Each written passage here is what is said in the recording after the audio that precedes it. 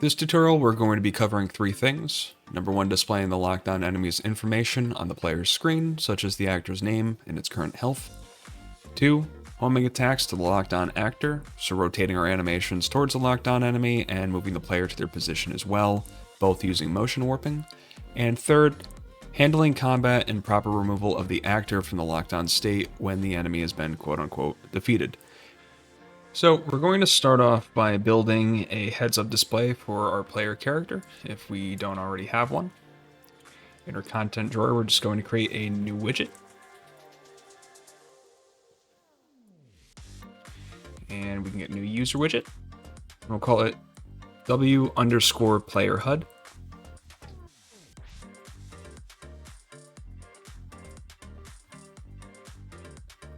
Then when we open it up, we're going to get a canvas panel.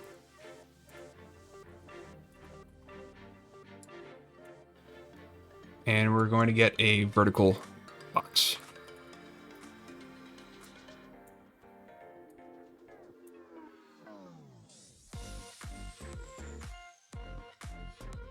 I'm going to anchor the box to the top.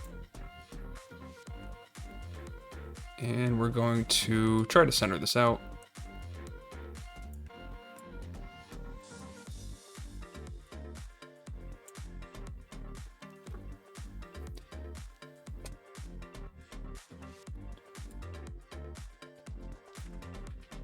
And we can rename the vertical box enemy info. Box. And set it as a variable. Compile it and save it. And back in our third person character, we're going to get our player controller.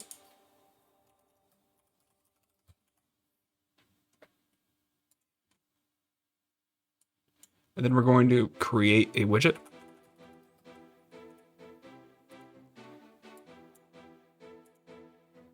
And it's going to be our player HUD.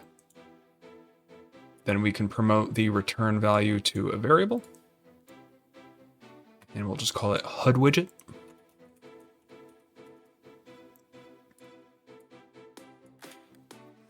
And then we're going to add it to viewport.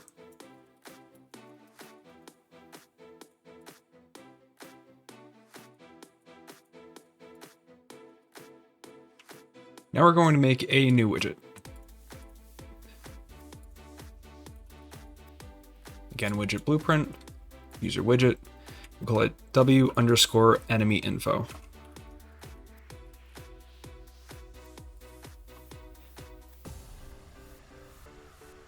Again, we're going to get a canvas. And then we're going to get a text box.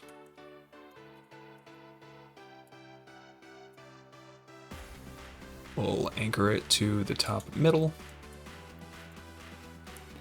And we'll have our justification align text center. And then we're going to get a progress bar. Also aligning it with the top center. And we can set this to be as long as we want. This text is going to be our enemy actor's name. So we'll name it enemy name. And set is variable. And our progress bar is going to be representative of our enemy's health, so we will call it enemy HP. And it should be a variable by default. We're going to open up our graph, and we're going to create a new function, and it's going to be set health.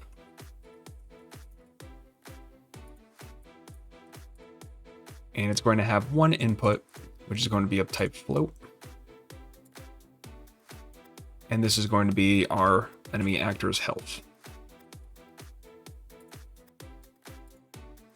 Then we want to take our enemy HP and set %.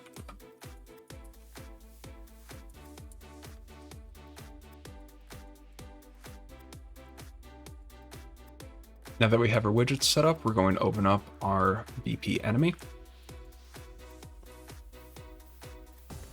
And anytime we have either the soft lock or the hard lock widget on, we are going to be sending the information from our enemy info widget to our third person character.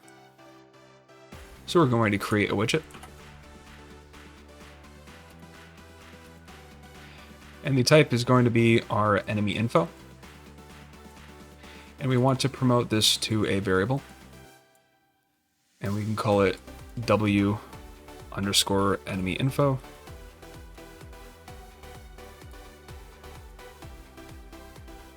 And since these are constantly going to be flip-flopping, we want to make sure that we check to see if our enemy info is valid, so we can drag in a get and convert it to a validated get. So if it is not valid, we're going to create it. If it is valid, we're just going to jump over this process here. And we're going to take our enemy info, and we're going to get our enemy's name and our enemy's health.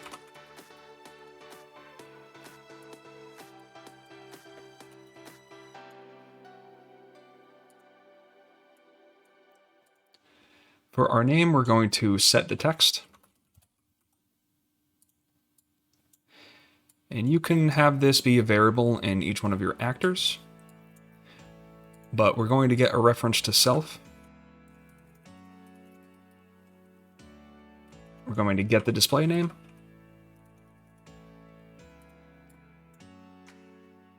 And then connect it here, and we'll get a toText string node. And that'll be here. So now in our third person map for all these enemies, it'll come up as BP enemy 4, BP enemy 5, so on and so forth. For enemy health, we're going to set the percent.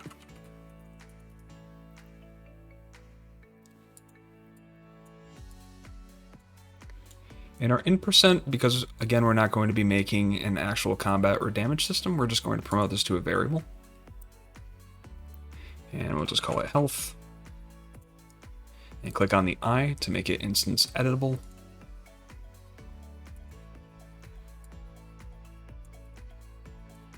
That way when we go into our actors,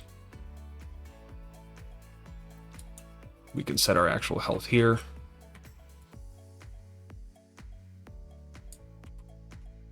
I'll just set up the closest two. Say 1 at full health, 1 at 80%.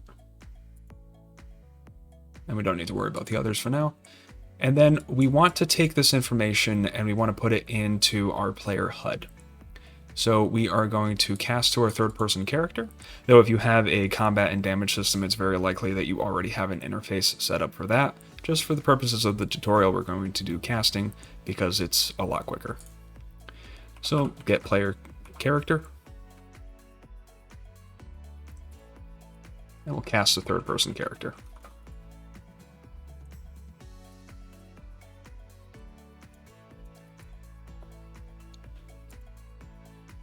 And then in our third person character, we called our widget HUD Widget. So we're going to drag off of our third person character and get HUD Widget. And from that widget, we want to get the vertical box that we made. So enemy info box.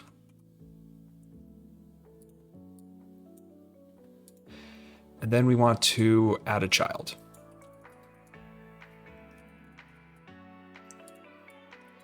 And then we're going to duplicate this. So we're going to have to do it again.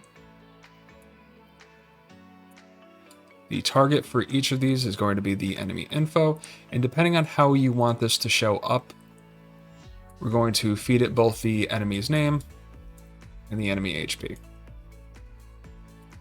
So I want to have the name first, and then the HP second.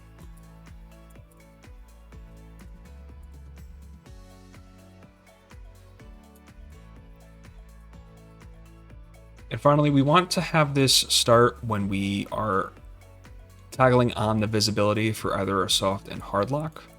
So we're actually going to just drag off the visibility for one of these, and we're going to switch on enum. The enum is eSlate visibility.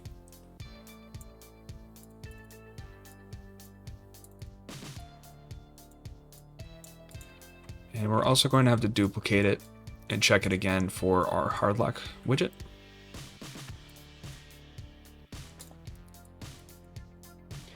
So when this becomes visible, either one of these, we're going to check to see if our widget is valid. Otherwise, when we set them to hidden, we are going to want to cast to our third-person character again.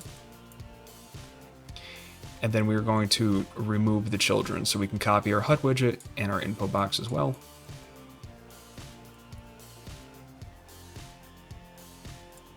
And we could just call clear children. Otherwise, if we don't do this, we're just going to keep stacking our enemy information on top of each other onto the enemy info box, and it's going to just take up the entire screen. So when this is set to hidden, we cast back.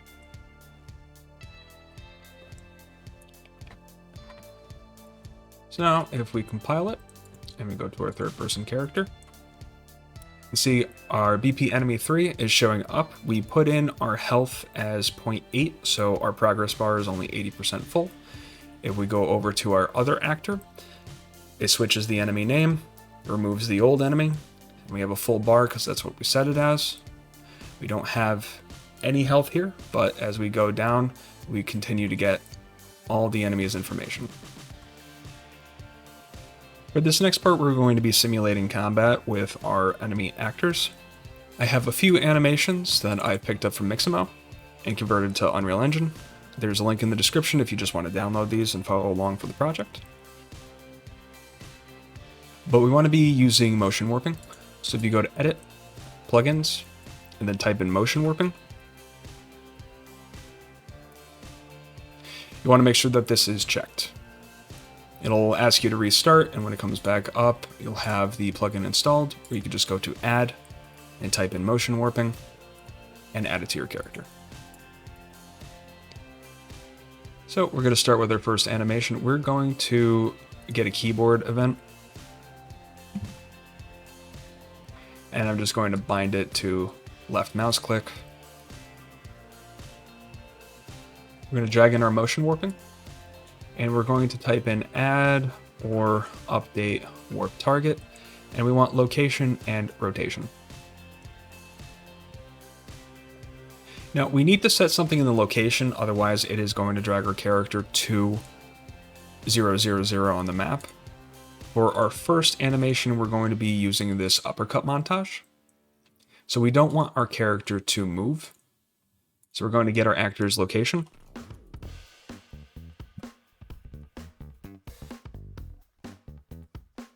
And set that to be the target. We're going to split the pin of our rotation, and we want our character to turn the uppercut to face our targeted actor. So we're going to copy our actor's location, and then we're going to get our selected target. Then we're going to duplicate the get actor location again, and disconnect our selected target. And then we're going to find look at rotation. So our start is going to be our actor's location, and the end is going to be our targeted actor. I'm going to split the structured pin. And we only want to worry about X and Z. Otherwise, if we have our character up on a ledge, it's going to tilt our character up and down. So just be wary of that. And our target name, we're just going to call it turn. So now we set a motion warping target. We can play montage.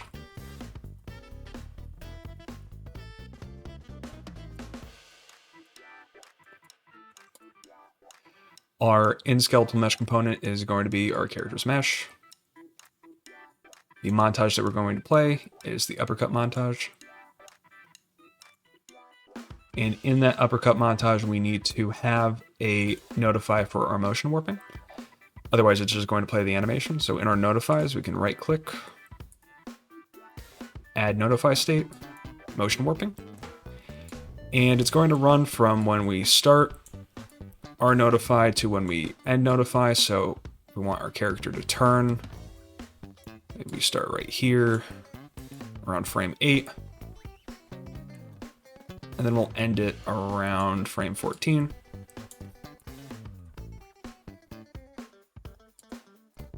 In our root motion modifier, under the warp target name, we're going to call it turn.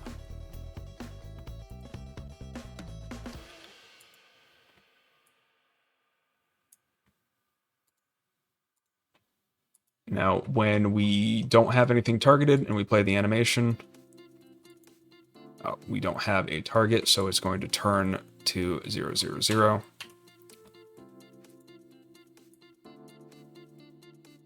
So we're going to just say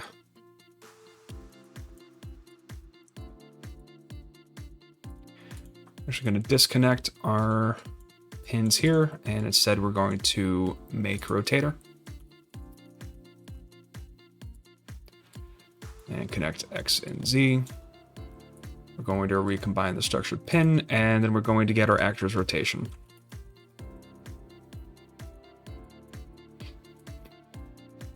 And then we're drag off any, and then we can select rotator.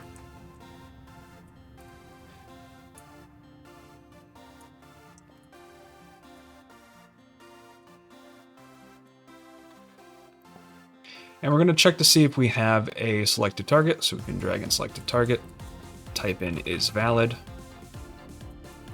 and connect that to our pick A.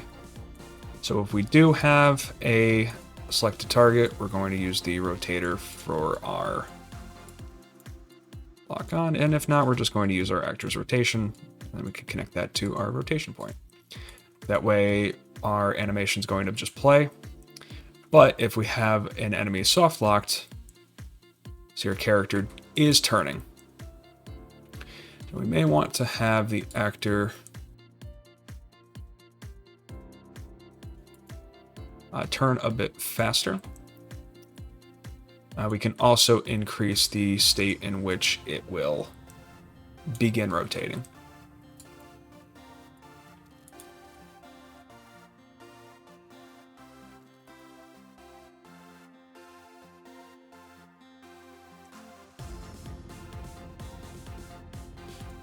So that's pretty simple. Let's make another one. We're actually going to get a branch. I'm going to check the true condition. We're going to get distance 2 from our selected actor. So select the target, get distance 2. Connect that to other actor. And we're going to say this distance is less than 150. Then we're going to do the uppercut. Otherwise, if it's not, we can duplicate our montage, play it off the false branch, and we're going to get our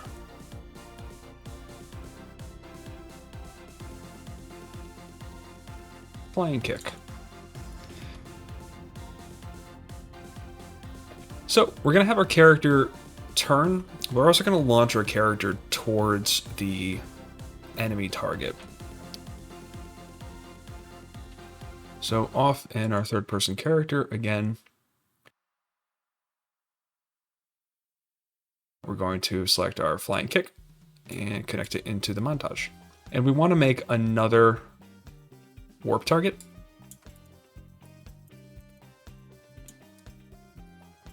So we can duplicate this.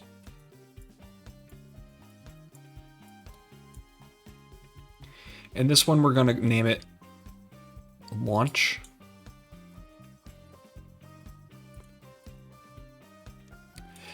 And we can have the same rotator.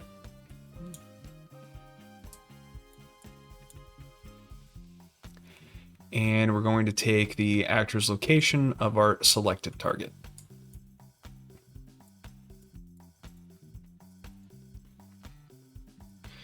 And of course, we need to connect the motion warping plugin as our target. Now, in our flying kick, we can make 2 motion warping notifies so that we turn and we launch ourselves. So we'll say our turn is going to be pretty immediate. So we'll do that first with motion warping.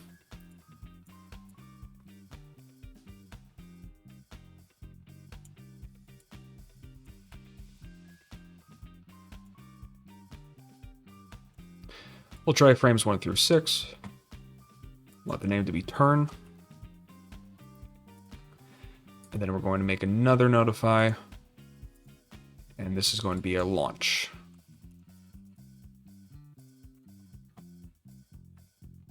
Now, when you do this, it's going to take the entire time of our notify state. So if we're traveling a distance of 1,000 units, it's going to travel that distance in however long it takes for us to get from the start to the end in our frames.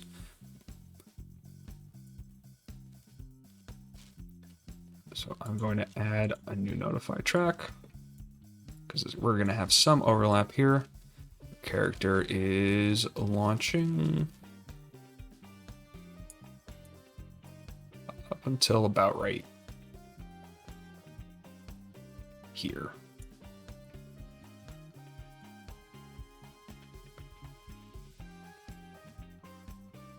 Okay, so if we give it a shot, yeah, we have our character turn and we move. Now that's us doing an attack, so let's have us collide with our BP enemy here. In our viewport, I'm going to add 2 collisions. Both of them are going to be sphere collisions. If you have a weapon or anything that you do damage with through a trace, this is essentially simulating that.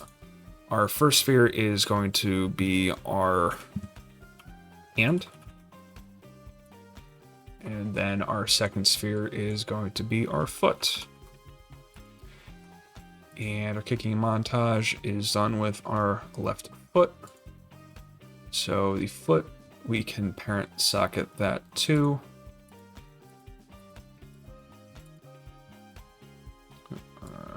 Drag that to the mesh. Foot underscore L. And location all zeroed out.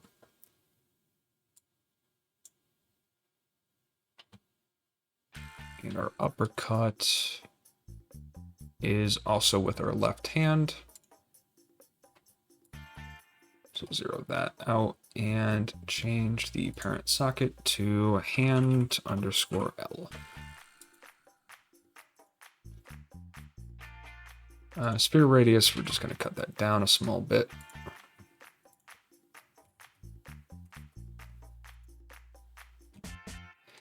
And off of both of these, we're going to scroll down and on component begin overlap for our foot and for our hand.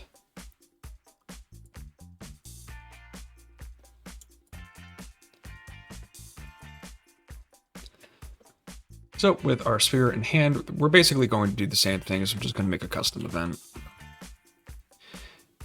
Doesn't matter what we call this. Hit reaction. And the input is just going to be our other actor here. So new input actor of type actor. And we'll get the object reference.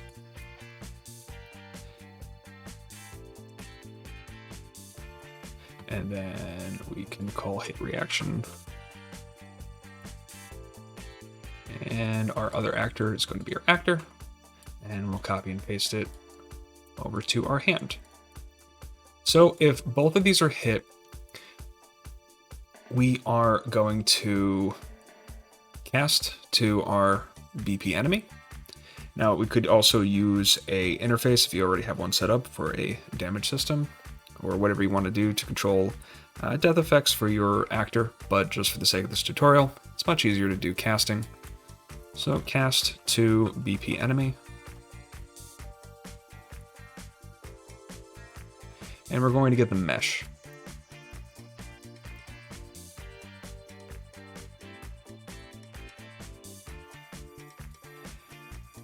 Now, assuming if we have the soft lock on our actor and we want to no longer have our actor be targetable by our soft lock because the target is, dead or destroyed or whatever, we are going to, off of as BP enemy, get our soft lock widget and select the message, and we're going to set it to be hidden.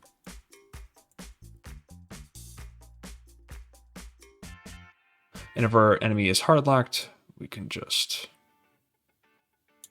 clear the hard lock.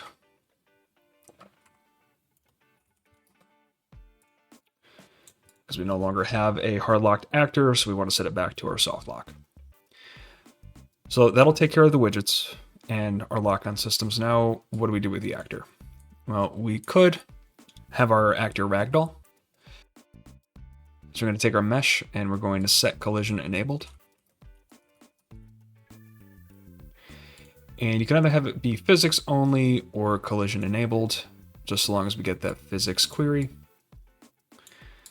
And then off of our mesh, we're going to simulate physics and set that to be true.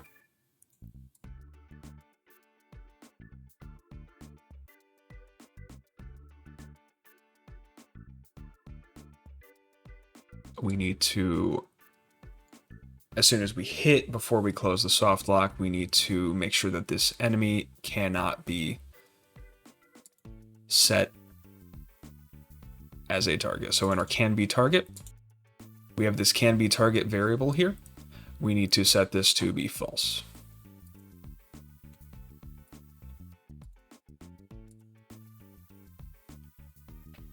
So as BP enemy, set can be target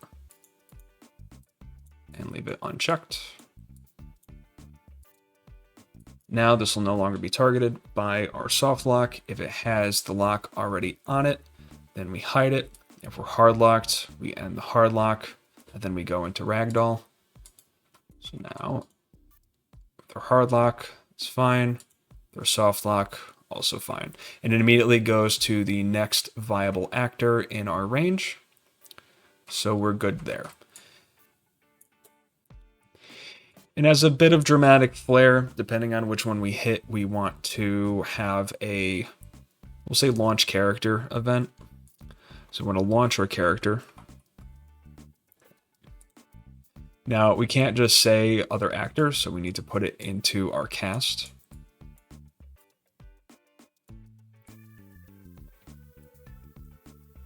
And we can't call it after we simulate physics because we're not going to be able to launch the character. So for our hit reaction, we're going to just add another input, and this is going to be a vector. And we'll call it launch direction.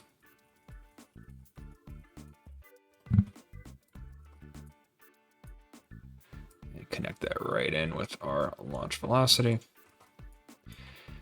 And we'll say if we are hitting them with an uppercut, they're just going to go 1200 units in the z-axis. We're going to get our actor's forward vector.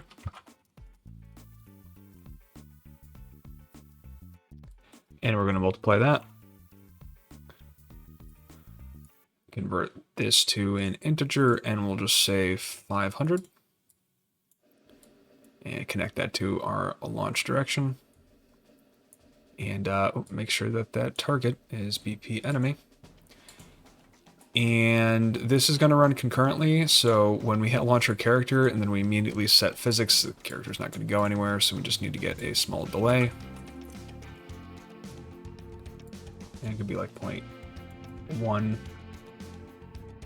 So you likely won't be handling combat this way in your own project, but the errors that we've seen so far have been from our collisions hitting actors that aren't BP enemy. But fixing this allows us to handle attacks in one of two ways. Either way, we'll be putting a branch after our event. And we can either check to see if our other actor is the actor we're currently locked onto, in which case we'll only hit that specific enemy and do whatever damage or effect you want to do on a hit. Or, if you want, you can check to see if the other actor incorporates the interface. In which case, if the collision affects multiple enemies, it will hit all of them even if they aren't the locked on actor.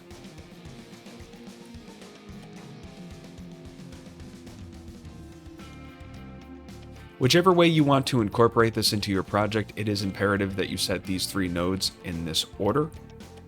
Otherwise, we may have issues with the soft lock not disappearing, widgets being stuck, or not transitioning back from the hard lock to the soft lock. Thank you all for watching, and thank you to the Pillars for your amazing support. Winterberry Shark, Thatcher Moss, Francesco Pota, and K Panic. If you have any questions, feel free to join the Discord and let me know. Link is in the description. Of course, let me know if you like this video by liking the video. And this is part 5, so if you made it this far and you're not subscribed, like, why? Just do it. And with that, I'll see you all in the finale. Bye for now.